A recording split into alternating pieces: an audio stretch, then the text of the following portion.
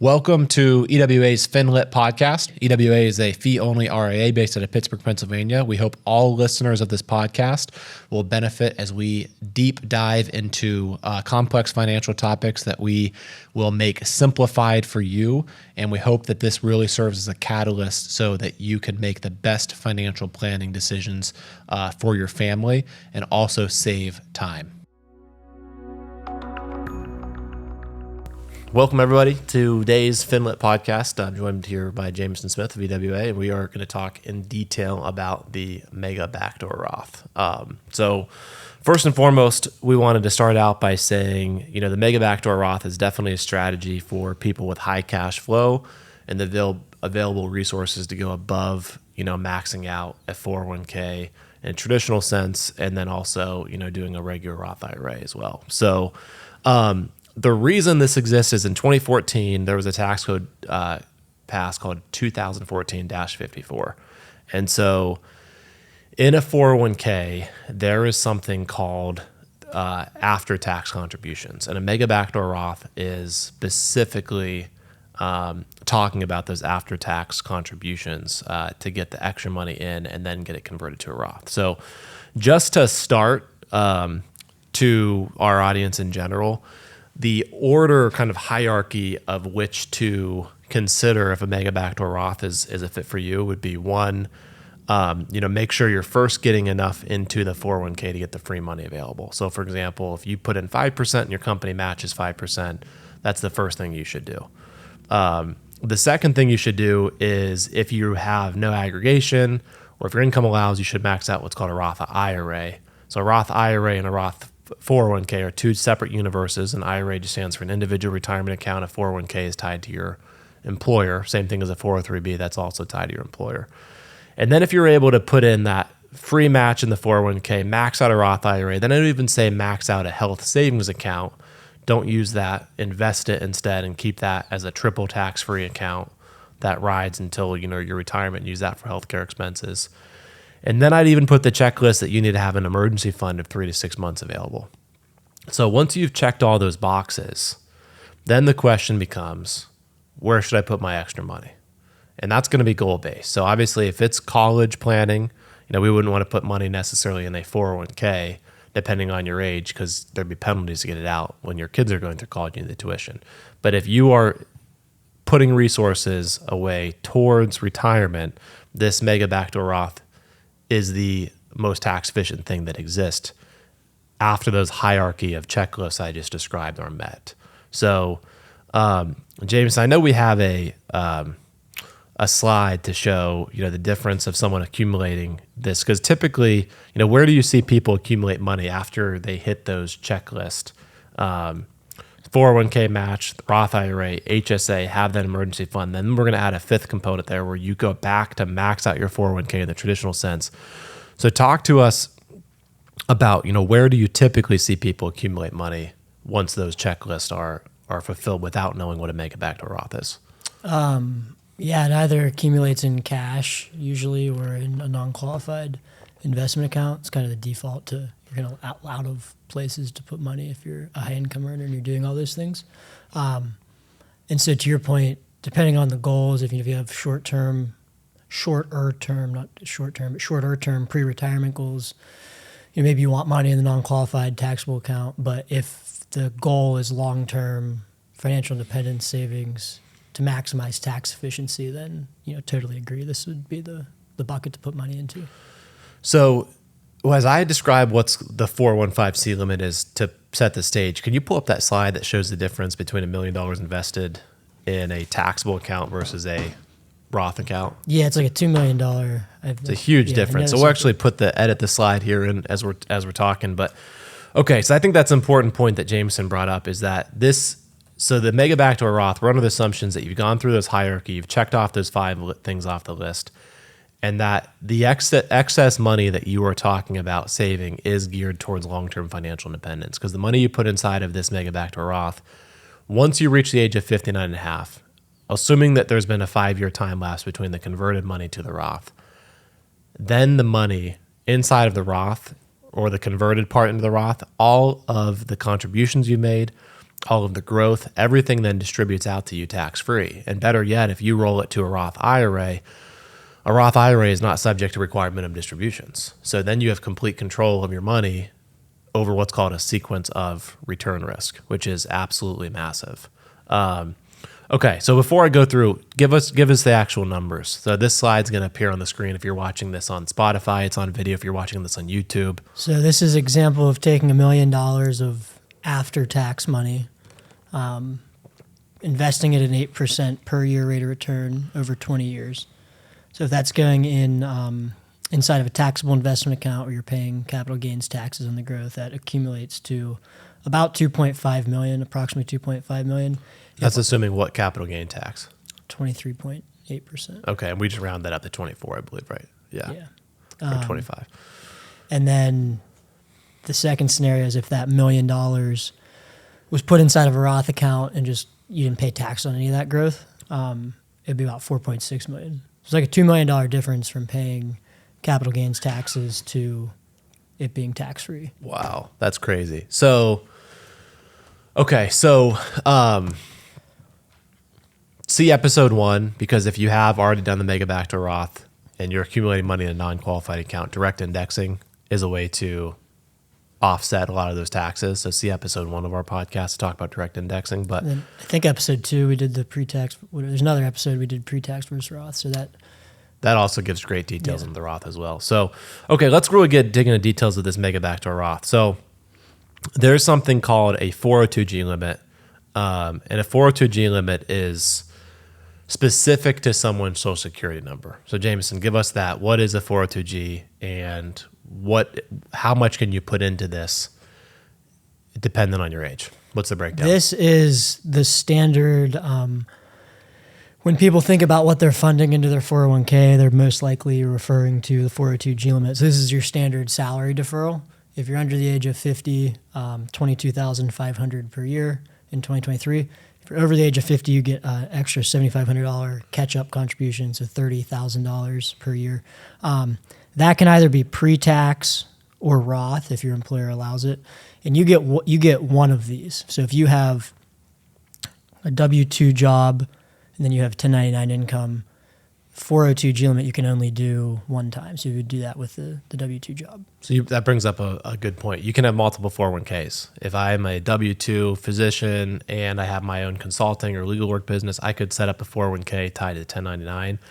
But what you said is so important. The 402G is only one time. So if I've used that at my day job, my W-2, then my other 401k, I would have to forego the 402G limit and just focus on a profit share or a after-tax contribution, right? So, okay, so I like using the analogy that a 401k is a bucket. So the common misconception we see is that most people think like if you're under 50, that 22,500 limit is like the total that can go in, even between what you put in and the match. And that's just not true. The total that can go in. So imagine you have got this bucket. And there are 4 compartments, just for simplicity, of money that can go in. And that bucket represents the 401k. So if you're under 50, the total water, and in this analogy, the total money that you can put in that bucket, if you're under 50, is $66,000 a year. So what you just said, the 402G limit is just the first compartment of that bucket. It's $22,500. And then there's a match component. So let's say you're making $200,000 and you get a 5% match. So the next component would be a match, which would be $10,000. And then let's say there's a profit sharing component of 5%. So your company doesn't match a 5, does profit sharing of 5, so 5% of 200 would be another 10. So now we've done $22,500 plus gotten a $10,000 match plus gotten a $10,000 profit share. So the total that we put in so far between you and your company is $42,500. Well, the total that can go in is, $66,000. So just doing some quick math, that's $23,500 per year that most people don't know is still available in a 4th compartment that you can fill water into this thing and get to that full $66,000. And guess what? If you're over 50, that bucket goes up to $73,500. There's an extra $7,500 if you're over 50 that you can fill in. So it's either $66,000 total that can go into this bucket if you're under 50 or $73,500 total if you're over 50. So that 4th compartment is what is referred to as the Mega Backdoor Roth. So most people, first of all, don't know this exists, or sometimes they'll get after tax confused with Roth. Roth is after tax, but it is way, way better than after tax if you just leave after tax alone. So the after tax alone, if you just contribute to it and you never convert it to Roth, is actually what I believe is the worst thing in the world. So James, can you give the reasons why that's the worst thing in the world? So the basis could come out tax-free, and then the growth you pay income tax on. And that's income taxes. That's not capital gain taxes. So hypothetically, if you're a doctor and you accumulate a lot of assets and you retire, basically if you put in $1 million in after tax and it's grown to $2 million, when you take it out, first of all, it's pro rata. So you can't say, oh, I want to take just my $1 million out. It's pro rata when you take it out. It is subject to required minimum distributions, once you turn 73 now. And that full $1 million gets taxed at income rates. So if you've accumulated enough assets and you're in the highest tax bracket again, common misconception is I'll be in a lower tax bracket. Well, if you've done a good job accumulating money because you're making a good amount of money with dividends, interest, Social Security, RMDs, you're going to be in a mid to high tax bracket again. So then let's say you're paying 35% on that. So I would argue, why would you not, instead of doing that after tax, just put the money into a brokerage account, and then later in life you can then pay capital gain taxes of 15 or maybe 23.8%, right? So again, I was just to prove a point. It's not the worst thing in the world, but if you just do after tax for the sake of doing after tax, we actually wouldn't recommend it. We'd recommend a brokerage account over it. But in 2014-54, the IRS code states that you are allowed to convert that after tax money into a Roth. And you can actually do this in some plans monthly. You could do this sometimes once a year, sometimes twice a year. And that's the key. So in that example where I put in that extra $23,500 into after tax, I did the $22,500 Roth, got a $10,000 match, $10,000 profit share. So first of all, that component, these different buckets, although it's one statement, they all get tracked differently on the statement, because that first compartment of Roth, when I retire, everything's tax-free, assuming I'm 59 and a half. Those next two components were contributed by my employer, and those are, they didn't pay taxes on those when they put them in. They got a tax deduction as giving those to me as an employee. So when I take those out, they're subject to RMDs and they're fully taxable at whatever income rate I'm in. So that fourth component, which is actually my money going in after tax, it's after tax dollars. But let's say that $23,500 I put in and it doesn't grow throughout the year. And then at the end of the year, I convert it. I can convert that to a Roth with literally no taxes. And then once it's in the Roth, then forever moving forward, all of that money is tax-free. So let's just say hypothetically that I was lazy and never converted that money. So let's say I'm 65, and then let's say year by year you did the same thing, we're making the same amount, you converted every year. So I'm sitting here at retirement at 65, and in this fourth component of this 401k, this fourth compartment, I have $1 million that's now worth $2 million, that I've contributed $1 million, it's now worth $2 million. I'm taking it out, I'm in the highest tax bracket. I now owe $370,000 in taxes. Jamison, year by year, disciplined manner, put the money in after tax, took the extra steps to make the calls, do the paperwork to convert it to Roth. He now has that $1 million that's grown to $2 million inside of a Roth. All $2 million to him is tax-free. So that's just a simple tax savings of $370,000 if you follow this process year by year. So Jamison, what happens if you put in the $23,500 and there's market growth throughout the year? So let's say that $23,500 is now worth $26,000 at the end of the year. And then you go to convert that. What do you have to show in your tax return now? What's the difference there? $2,500 of market growth you pay taxes on. So it still all goes into the Roth IRA, but that little bit of growth. So that's the important thing, like you said, and we'll meet new clients all the time that are 60 years old and they've never done this conversion. Like they have hundreds of thousands of dollars in this after-tax bucket. But yeah, to directly answer your question is just that what any growth is taxable as income. So if you do it each year, and again, some plans allow this twice a year. Some plans do it automatically. As soon as you put it in, it just converts immediately. And then you could never pay taxes on any of that money if it's done efficiently. So really important. And a lot of times we'll meet with, physicians that have been doing after tax. They don't even know they've been doing after tax. A lot of times if you have a high salary, you put in a percentage and you max the 402G limit, the money just, instead of stopping once you max, they'll spill it over in this after tax. A lot of times we meet with people at like UPMC, for example, very common one, where we'll meet with, a doctor that's like wants to do retirement plan. They're 60 and they'll have $1 million inside of a after tax account, and $500,000 of that's basis, $500,000 of that is growth. So then we have to decide, do we want to rip the cord and do a one-time conversion into the Roth and pay, for most of them 37% on just that $500,000, or the other option would be we wait till they retire, and then you can take a sniper shot. Like you can roll the $1 million out and just take the basis to the Roth and take the growth to the traditional IRA.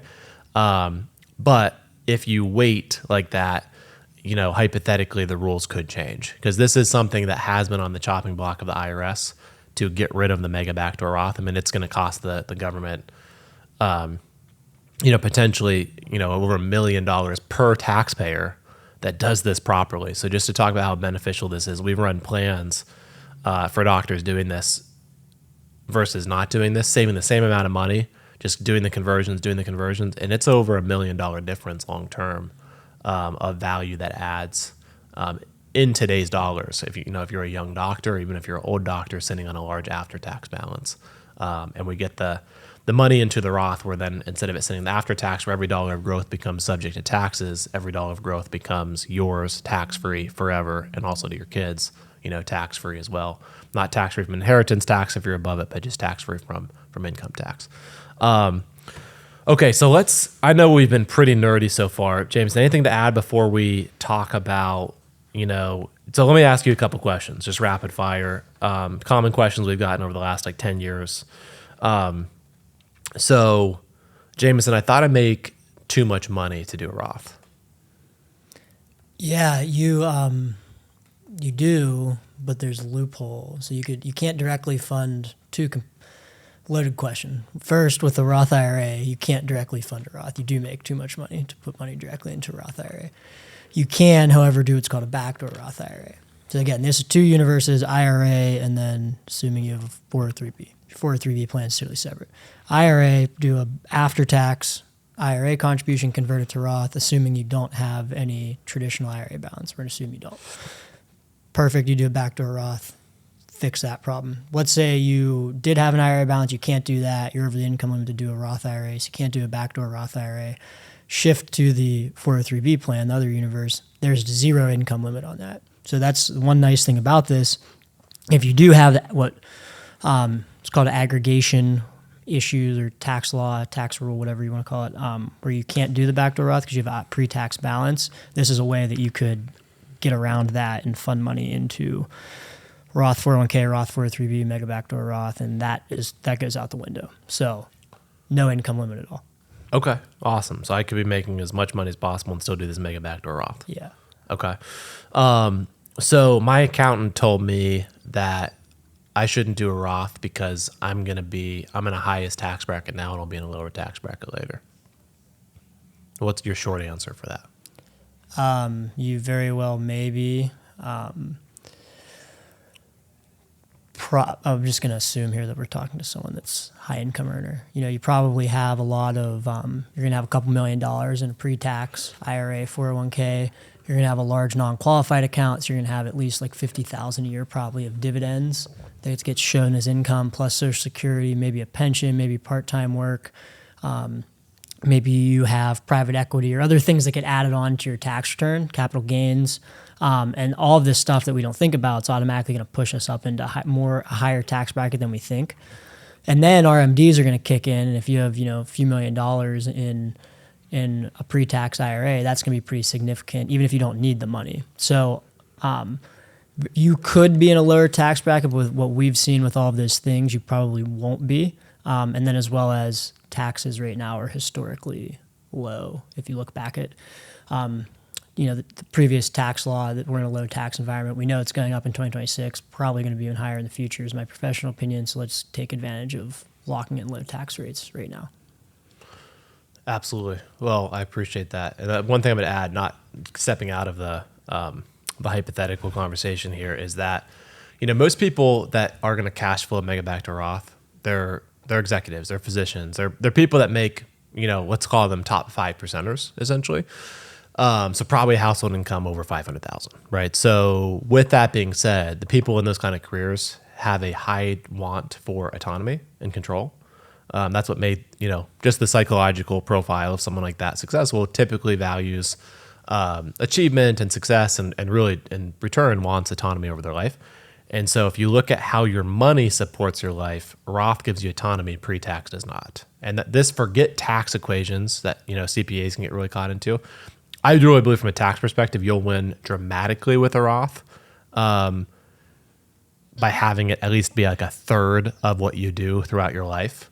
You shouldn't do all Roth. I get it. Like you're going to have pre-tax exposure. You want to navigate the equilibrium of tax brackets and have some that does come out lower rates and some that avoids higher rates. If you have a widow situation, your tax brackets shrink in half. If you have Medicare rates, you're trying to keep low. But the biggest reason why I think a Roth is important for these kind of clientele is the control. So with a Roth, Mega Backdoor Roth, et cetera, all of that when you retire can be consolidated to a Roth IRA. And with a Roth IRA, there's no required distributions.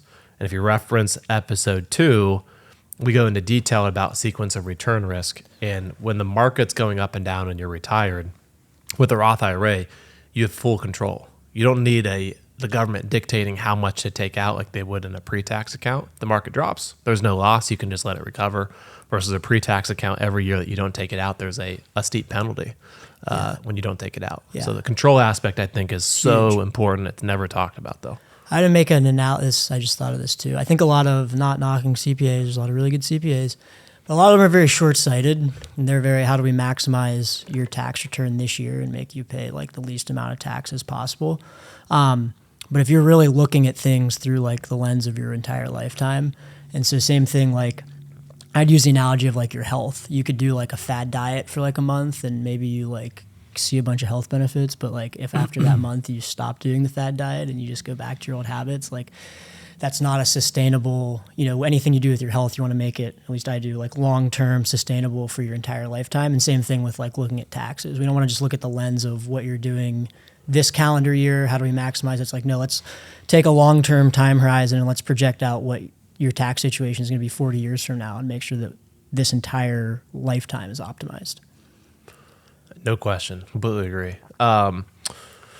Okay, well, let's go through. Can you think of any other? So how would one go? Well, first of all, can you think of any other common questions we've gotten about the Mega Backdoor Roth? A lot of times the clients will say, well, my financial advisor said I wasn't eligible to do that, or it said it doesn't exist because I work for an employer. I actually just gave a talk for Allegheny Health Network, and that was like 2 or 3 different people walked up to me and they said, my financial advisor said I can't do this. Well, we do it for like 100 physicians at AHN, so they can do it. We do it every year. So I think that's a common one is sometimes you do have to dig deep because when you call the company, they a lot of times don't know. Even know you can do it. Well, they don't know what a Mega Backdoor Roth is. I mean, this is kind of hidden in the tax code again, 2014-54. But it's not, the Mega Backdoor Roth is just like a slang term that financial advisors use or made up. Really, the code is putting after-tax money in and then looking at the summary plan description, which if you're an employee of anywhere, you can ask for the summary plan description. And sometimes the summary plan description doesn't even show it. Then going in the software and seeing, am I eligible to convert after tax to Roth? If you are, great. If not, you call the custodian. Give an example like Humana, ADP, another example. We call them. They said, no, you can't do this. Well, we started digging around, and you absolutely can do this. There is a Mega Backdoor Roth at both of those companies. So sometimes it does take a lot of work to get to the bottom of it and know what you're asking for, but a good financial advisor can get to the bottom of it for you. Yeah, I'd say just get the plan description, do some research, and then exactly what you said, a lot of financial advisors don't understand this, unfortunately, and which in return, if you're not a financial advisor, you're going to probably not fully understand this unless you do your homework. So consult someone that, has a good understanding of this, and you probably just have to do some homework. But yeah, let's dive into like specific companies. Okay, perfect. So our favorite one, our favorite two, the two enemies, UPMC and AHN. Let's talk through UPMC first. So this is, and there's caveats to every one of these. It's not simple. Sometimes you can't reach those limits. So UPMC is if you think about UPMC, there's lots of physicians, but they also have lots of nurses and MAs. And so a 403B or 401k has to pass what's called a discrimination test. There's 3 ways to do that, but how UPMC does this is they do allow, so they give a nice match. If you put in 6%, they'll put in 3% right off the bat. However, the after-tax component, they do cap you at 6%. So let's just go through some numbers here. So I think you gave an example, but okay. So let's say $22,500 goes in the Roth. Let's just say someone's making $500,000. So $22,500 goes in the Roth. Now you would only need, you would take 5% of your salary to get to that $22,500, and you'd be maxed out probably around November. So then what you do is you take you're eligible to another 6% of your salary into after tax. So 6% of 500 would be 30,000. And then you're going to get a 3% match of the 500. So that's, 15. So all in all, we're above it. So what's going to happen here is we have to be careful, because also some employers, if you contribute too quickly, then the match will shut off. So if someone's making $500,000 at UPMC, we would recommend put in the exact amount, or put in, let's just say, 5% into Roth, 5% into after tax. So that would mean 22,500. 5% of the 500 would be 25,000 after tax, and then the match would be 15. So that'd be 62.5. That would get us pretty close. Ideally, here we need to put in the exact dollar amount for the Roth, and then do 6% in the after tax, and then make sure that we don't max out too quickly to also get the free money, if that makes sense. And then if you're making $1 million a year, hypothetically, you'd want to do about 3% Roth, 3% after tax, or 2 and 3. You always want to do 6% to get the free money. So hypothetically, there you do 3 and 3 and spread it out to get the free match and also get to the full 415C limit. But the point is with UPMC, because of this 6% cap and because of the match, you want to make sure it doesn't go too quickly so you don't lose the match. There are literally individual calculations we do for every single client based upon their income to see, are you eligible? Now it's easier if you're like, let's say a $300,000 income, because then the 22,500, hypothetically we just put in 8% to right into Roth, 22,500. We'd do the 6% max in the after tax, that'd be 18,000, and then we'd get a 3% match, so that'd be 9,000. So all in all here, we're at 49,500. There's no possible way. The plan doesn't allow us to get to the 66,000. So if your income's like, let's say 400 or less, you can't, it is a pretty obvious calculation. It's the higher incomes that you have to be really careful about not losing the free money, but also maximizing as much as possible to get the Mega Backdoor Roth implemented correctly. And then sometimes you do have to go back in and recalibrate that on a year-to-year basis. Again, if you want to solve for getting the most amount of money in and also getting the free money that UPMC would provide. Yeah. Anything to add to that? No, then you just got to, so once you do that, then the after tax needs converted to Roth. UPMC, you're allowed to do it twice per year. So tell about the systems we have in place to do this. So yeah, we have, which we're starting to do right now as we're approaching Q4, we have tracked every client that has, the Mega Backdoor Roth option. And then at least once a year, we go in and do this conversion between now and December. And the reason at UPMC, we do it twice a year because they allow for it. And so the key for that is we want to convert it before it's grown. Because if you let it ride the whole year, then you do pay taxes if the market had a good year on the growth. But if we catch it halfway through the year, convert it, and then do the second half, then we're lowering the tax liability for our client. So we always do the UPMC side twice a year. And then some other plans, for example, are once a year that we do.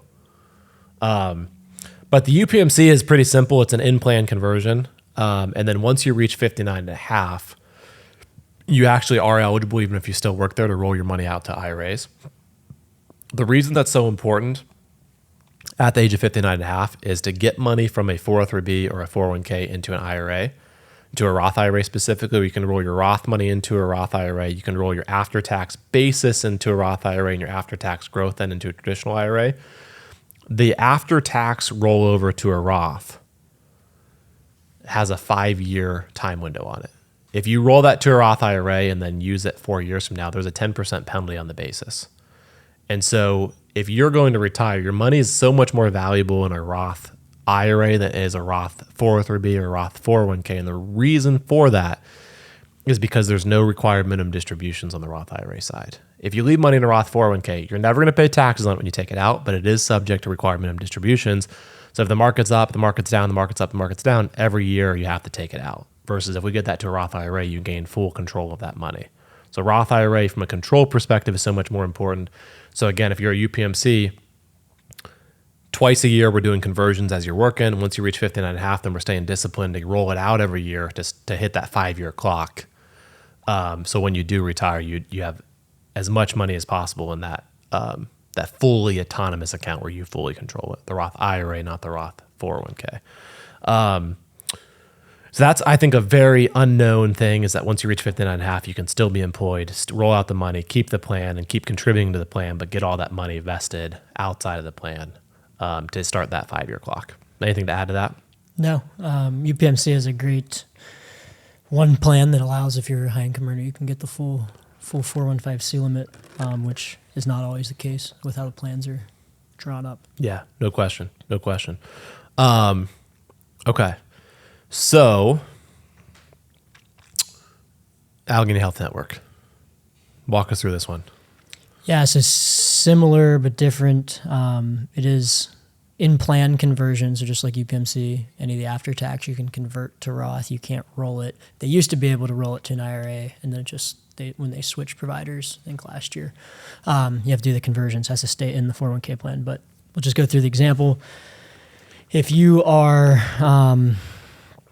let's say, we'll stick with that $500,000 of income, you're going to do that $22,500 Roth deferral. And you have to be really careful here because AHN, unlike UPMC, AHN based the contribution limit off of the IRS income. Mm-hmm. So explain that. So it's off of that $330,000 IRS. I don't know what the actual term comp limit. It doesn't matter. It's based off of that. So the after-tax contribution, you're able to do 5%. They cap you at 5% of the 330. But it's up to 330 versus UPMC would be 5% of the full 500. Anything, yeah. So in that example, you're getting your $22,500, and then you're going to get $16,500 into after-tax, and then they match $16,500. So what's the total there? 32, 33,